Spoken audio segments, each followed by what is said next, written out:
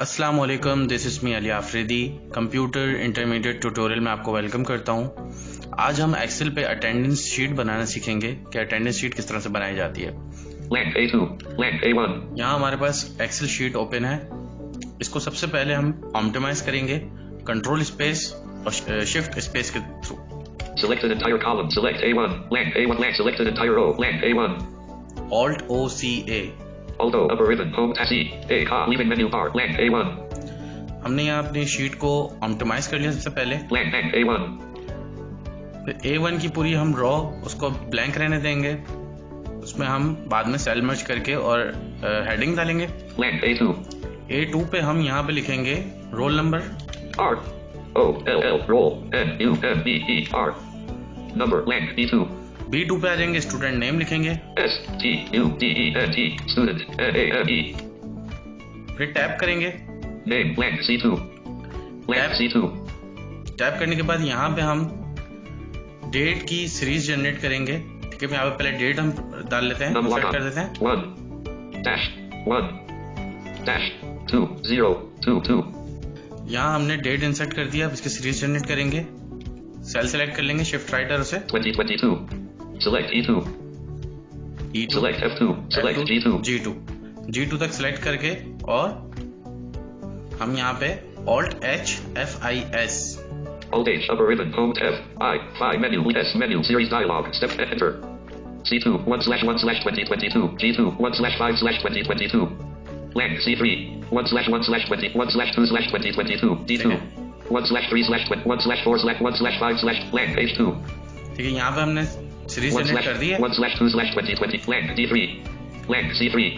अब यहाँ बिल्कुल डेट की सीरीज के नीचे हम यहाँ पे डेज की सीरीज जनरेट कर देंगे। MONDAY मंडे लिख दिया। अब राइट एरो से शिफ्ट और राइट एरो से सिलेक्ट करेंगे Monday. Select F3. Select G3. Alt H upper ribbon home tab to switch F menu S menu series dialog step value edit FIS के बाद Alt F press करेंगे। Alt F autofill radio button enter C3 Monday G3 Friday Monday to Friday की हमारे पास series generate हो गई है। ठीक है, फिर मंडे फ्राइडे के आगे Tuesday D3 Wednesday Thursday F Friday G3 blank H3 H3 पे आके हम यहाँ पे हेडिंग लिखेंगे total present TOTAL total PRESENT present blank I3 पे लिखेंगे total leaves TOTAL total LEAVES leaves blank J3 blank J3 J3 पे हम लिखेंगे total holiday TOTAL total HOLIDAY फिर टैप करेंगे holiday blank K3 K3 पे लिखेंगे total days TOTAL total DAYS total days लिख दिया। days blank L3 L3 पे हम लिखेंगे attendance percentage ATTENDENCE attendance PERCENTAGE attendance percentage लिख दिया। percentage blank M3 पे हम लिखेंगे eligibility ELIGIBILITY eligibility blank roll number A2 पे हमने रोल नंबर लिखा था। blank A3 पे हमारी सारी हेडिंग्स आई हैं। blank A4 पे हम रोल नंबर लिखेंगे। रोल नंबर फॉर सपोज यहाँ लिख देते हैं 10 रोल नंबर लिख दिया। 10 blank B4 यहाँ पे नाम लिख देते हैं स्टूडेंट अली नाम लिख दिया। blank C4 Monday C3 C3 पे मंडे है। blank C4 मंडे पे हम लिख देंगे P प्रेजेंट का। टैप करेंगे blank D4 यहाँ पे लिखेंगे अगेन P लिख देंगे। blank E4 फिर वेंसडे पे आगे वेंसडे पे हम लिख देंगे L।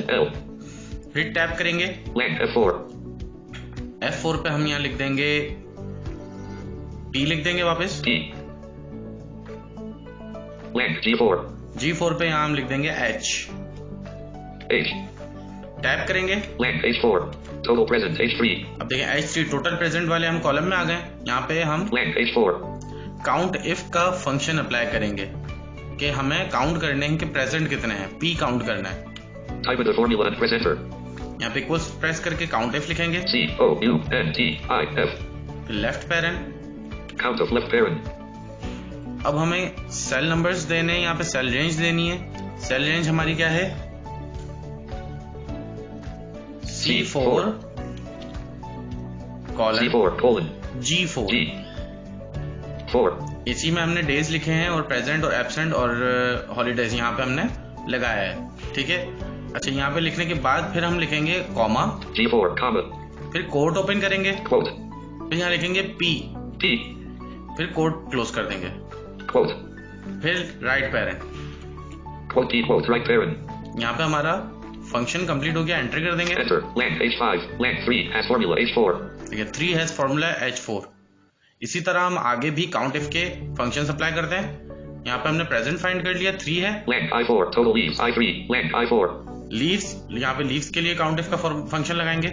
type of the formula COUNTIF count of left parent C4 colon G4 comma quote L quote L quote right parent enter length I5 length 1 as formula I4 length J4 total holiday J3 length J4 total holidays के लिए same formula count if का।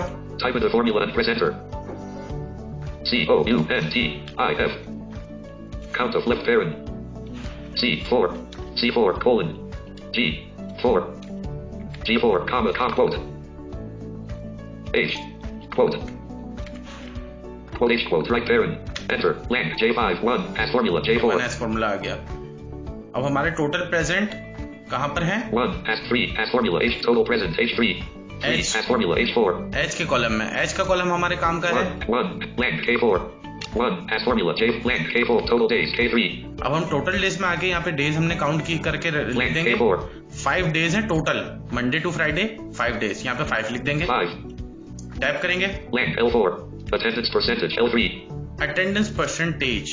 अब हमारे कौन कौन से sales काम आएंगे? H4 जिसमें हमने टोटल प्रेजेंट लिखा है total days K3 और K3 जिसमें हमने टोटल डेज लिखे हैं। attendance length L4 अब परसेंटेज हम किस तरह से निकालेंगे? इक्वल्स का साइन प्रेस करेंगे, type of the formula and press enter total present का जो आपका सेल नंबर था वो लिखेंगे यहाँ पे H4, उसके बाद करेंगे डिवाइड टोटल डेज में से, डिवाइड slash टोटल डेज का हमारे पास था K4 multiply 100 H4 slash K4 star 100 enter length L5 60 as formula L4 देखिए यहाँ आ गया 60% आपकी आई है अटेंडेंस की।